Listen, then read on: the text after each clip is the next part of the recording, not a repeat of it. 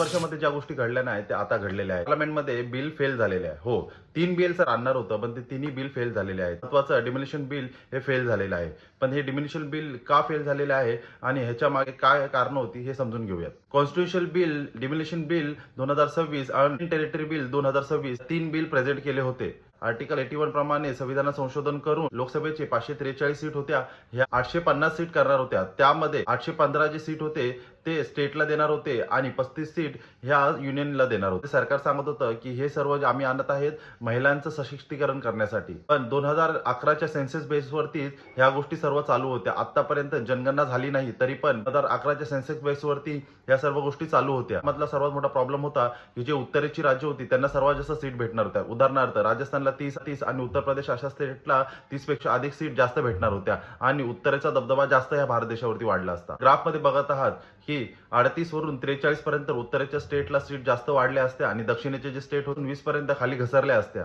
ज्या साऊथने पूर्ण भारत देशाला प्रगत केलेला आहे, उदाहरणार्थ महाराष्ट्र असो किंवा दक्षिणेचे जेवढे पण स्टेट असो, हे सगळे स्टेट बघायला गेलं भारताला सर्वात जास्त टॅक्स देतात, सर्वात जास्त प्रगती करतात, पॉप्युलेशन कंट्रोल करतात आणि इतर जेवढ्या प्रगतीच्या गोष्टी आहेत सर्व करतात, तरी सुद्धा साऊथला एवढं डावललं का जात आहे. 82 डिमोलिशन हा ऍक्ट आहे, पण हा ऍक्ट प्रत्येक 10 वर्षाने करणं कंपल्सरी असतं आणि त्याची एक बॉडी बनवणं सुद्धा कंपल्सरी असतं. पण इंदिरा गांधी यांनी ह्या ऍक्टच्या बेसवरती हे 25 वर्षापर्यंत पुढे ढकलले होतं आणि तेच सर्व धागेदोरी पकडून सन्माननीय अटल बिहारी वाजपेयी यांनी सुद्धा 25 वर्ष ते पुढे ढकललं. का? कारण की ह्याने भारतामध्ये उत्तर विरुद्ध दक्षिण अशी परिस्थिती निर्माण होत होती. आजही तीच गोष्ट करण्याची सर्वांची मनशा असल्याचं दिसत होतं. तुम्हाला काय वाटतं या कमेंटमध्ये कळवा.